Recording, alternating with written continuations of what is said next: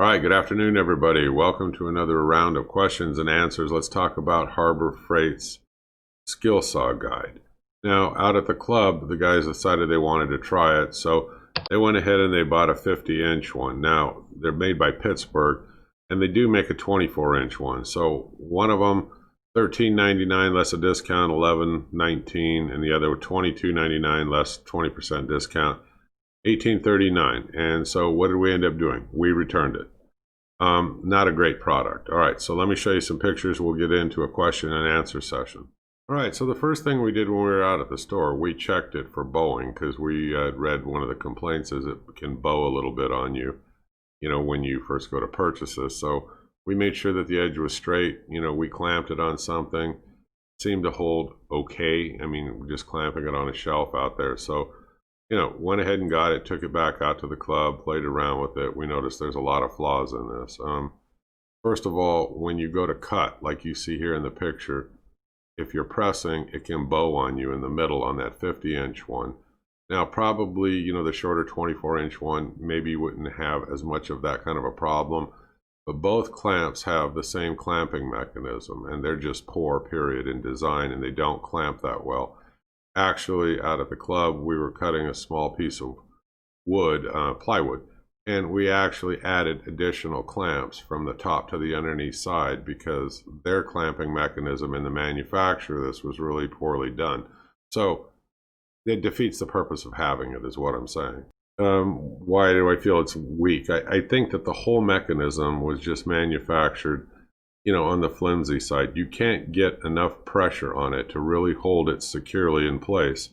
So it'll move on you. Now, if it moves on you and you're cutting like he is here in the picture, it's not going to come out that nice straight line. You're going to get like an eighth of an inch or greater, difference. So like I said, it defeats the purpose all the way around. So that's why we returned it. So between the clamping mechanism being poor and it not holding securely, like I said, and you got that little bit of bowing in there, it's just not a rigid enough tool for a circular saw to make that nice straight cut. Now, I thought this would be easier and faster. I mean, what I've done in the past is I have a big piece of angle iron, about 3-inch by 3-inch. It was a cutoff from a project long enough. I use it, Irwin clamps, clamp it down. It holds it incredibly sturdy. Nice, straight line cut, beautiful.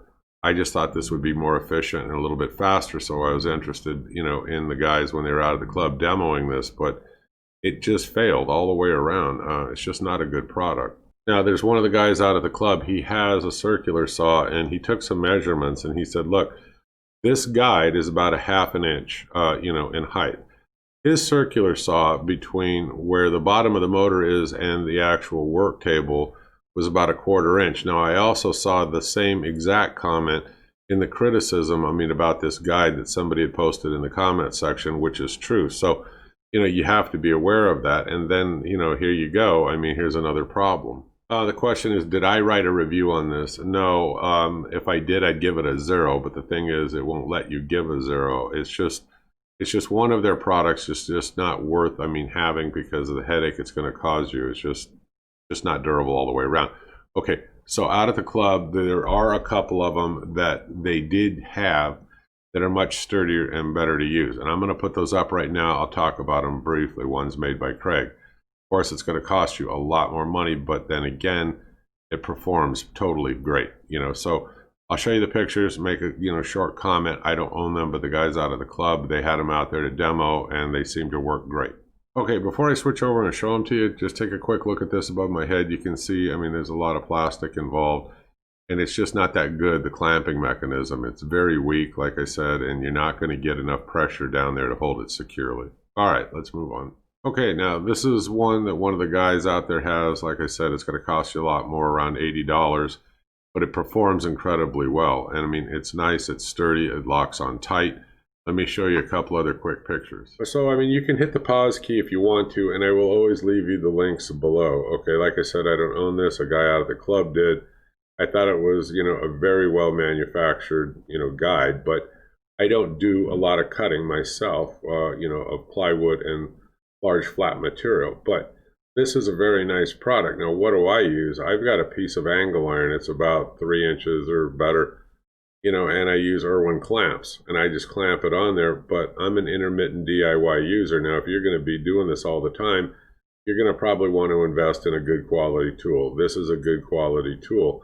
Now, if you want something in between, I'll show you what one of the other guys has, and he brought it out to demo it, and it worked fine also. All right, sorry about that. I'm getting ahead of myself. I wanted to show you this is the 24-inch one, so if you don't need something that long, 40 bucks, it's not a bad price. And like I said, Craig makes incredibly good, tools. So it's something to consider. Like I said, I don't own it, but it works great. But let me show you one that's more affordable. One of the other guys has in relation to the larger 50-inch ones. All right, now here's one from Yoast. Now, one of the guys out at the club has this. I played around with it. The mechanism for clamping seems to be good and strong. It's one of the 50-inch ones, 4 inches wide, and so one of the complaints is it's still got a little bit of a flex, in the middle because it's aluminum. Well, it really, to me, it didn't. You would really have to push hard on this, to get it to kind of bow or flex at all. So I think all the way around for $40, if you need something that's 50 inches long, this is a good substitute for some of the other ones that we're talking about if you don't want to spend the money on the Craig. And it's handy, it's easy just to hook it up, clamp it down, holds well, nice and straight. I didn't see a problem with it, but you'll have to read the specifications. The guy at the club has had it for years. He keeps using it. He said it works perfectly fine. And again, you're going to pay a little bit more at the $40 price. I understand. All right, and this is just a close-up view now, of the actual tape measure part. It's got it on both sides. And like I said, just something to consider. All right, so the point of the video is just to point out this is one of the products at Harbor Freight I would put kind of in the junk pile. We all shop at Harbor Freight. There are some tools out that are real good. That's the reason for these reviews is out at the club. We buy and demo a lot of this stuff. This is just one of those products I don't think is worth even purchasing. So save a little bit more money to it, get yourself the Yoast, or if you're going to be doing a lot of cutting on large things like plywood, then you might want to go for the Craig. I'm an intermittent user. That angle iron suits me fine with 2 Irwin clamps. I'm the Home Handyman. I hope you click subscribe. Drop a comment below if you know something better or a better deal out there. And I'll see you folks on the next video. Have a great day. Bye-bye.